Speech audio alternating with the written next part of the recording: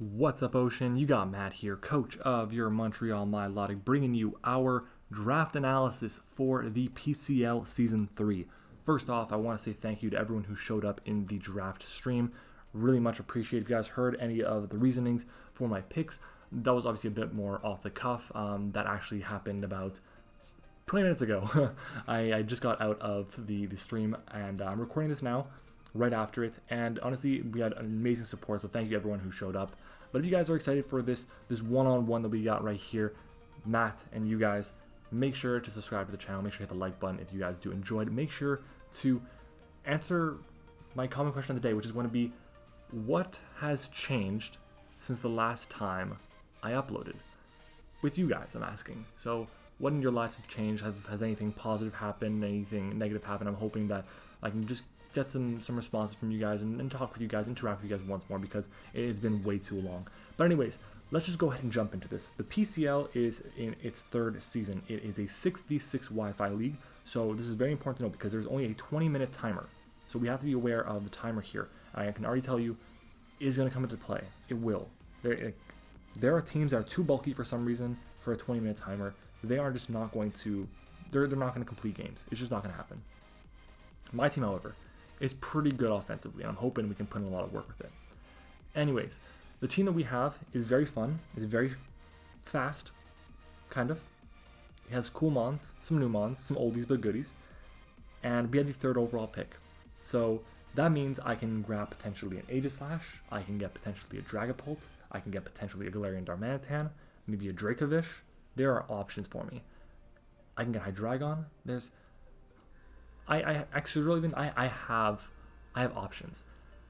The pick comes down to me, and oh, I forgot to mention, Dynamaxing is allowed. We get one Dynamax captain. It must be a tier 3 or lower Pokemon, so hopefully we can get some solid ones. Something with a solid fighting or flying move.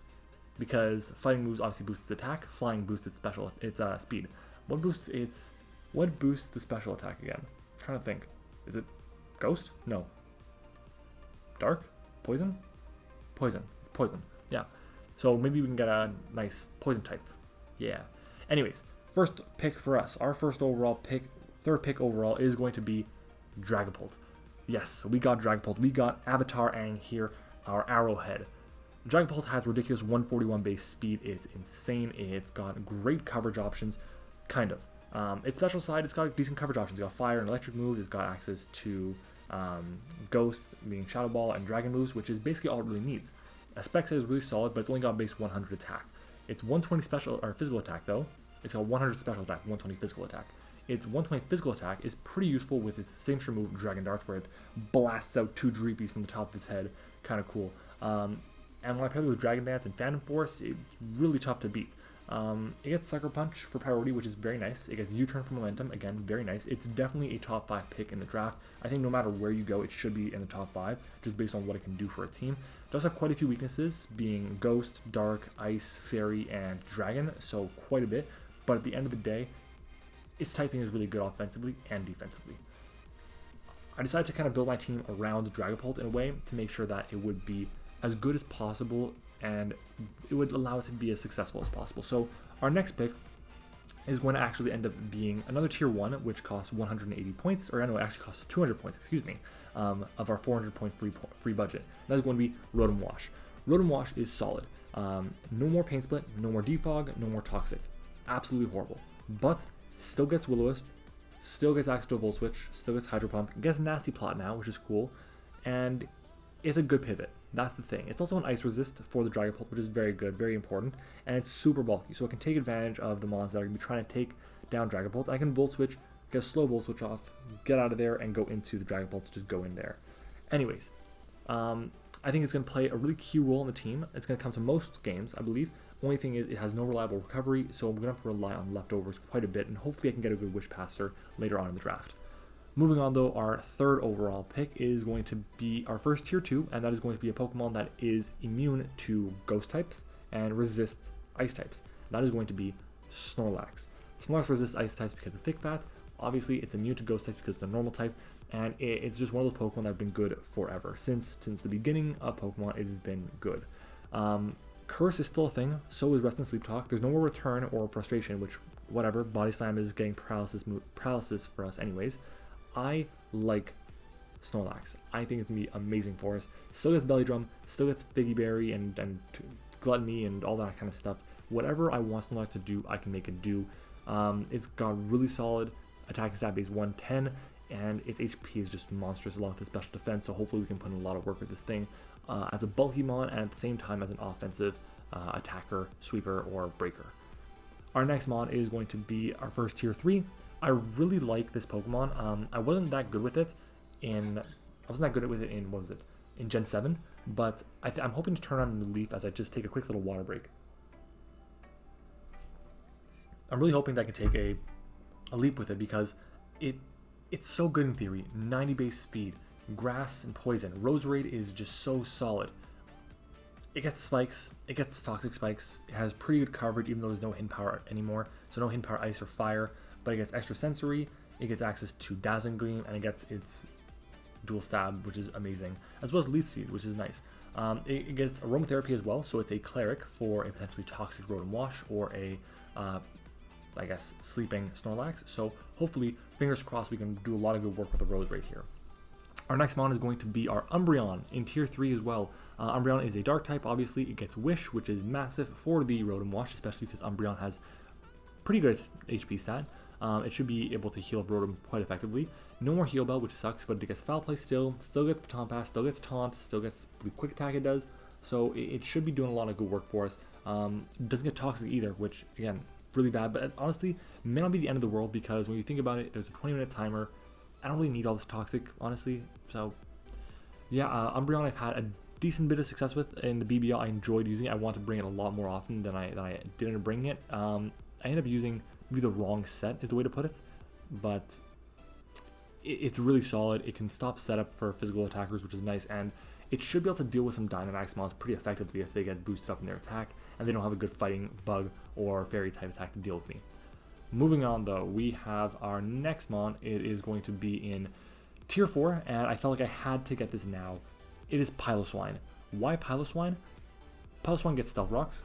It's an ice type, so it resists other ice types. It gets also a ground type, so it's immune to electric types. That's very important.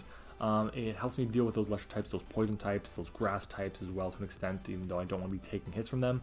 I think it's just a really solid bulky mon, and it gives me my first Stealth Rocker, which is absolutely huge. And it's not just wall that can be really effective. So it means that I have now 5 mons even to an extent with Roserade, that can be really solid walls depending on the situation. And that will allow Rotom to potentially be offensive with Nasty Plot, which is really cool. So I feel like I built my team really well around them, and hopefully these mons can come in clutch for me. Moving on though, we have our pick number 7, which I don't know how much play is going to see, but it's really solid, and the reason I got this is because it falls in between the 51 point speed difference that I have between Dragapult at 141 and Roserade at base 90. So I picked up Espeon, which falls at 110 speed. This is really good because, again, speed tiers are important, even though fuck speed tiers. It gets Magic Bounce, so this is my only form of removal now, which is very cool. Just not going to let them get up their hazards. It gets Psychic, gets Dazzling Gleam, gets Shadow Ball. Basically, all the moves that it had beforehand, or all the moves that it was running beforehand, it still gets, which is nice. So it didn't really lose too much from the transfer from Gen 7 to Gen 8. But I'm excited to see what we can do with this thing. It's a pretty hard hitter. We have the dual evolution pairing, and I think it can work out pretty good. They do vastly different things, and hopefully they can put them to work together. Our next mon is going to end up being, if I can get to my slide for it, there we go. It's going to be our Dynamax captain. Our Dynamax captain is Sirfetch'd. Yeah. On fleek.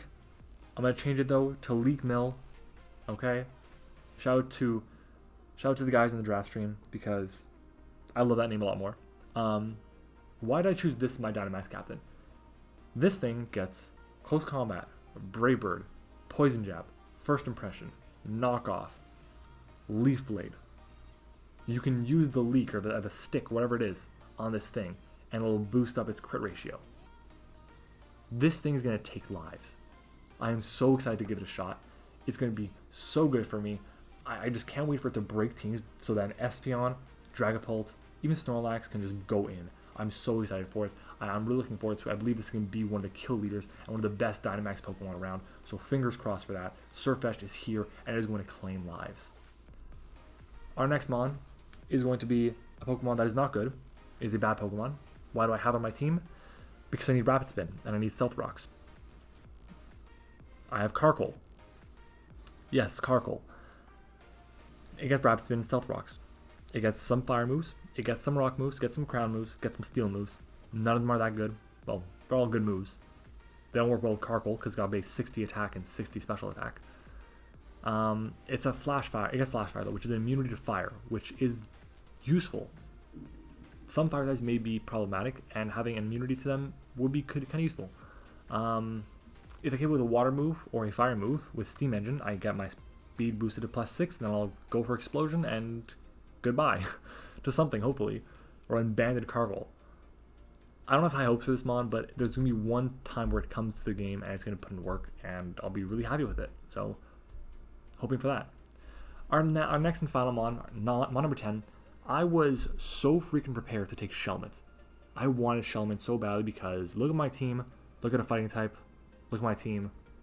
I don't have good answers to fighting types. I have Espeon and I have Roserade, which resist, but they're both super frail on the physical side.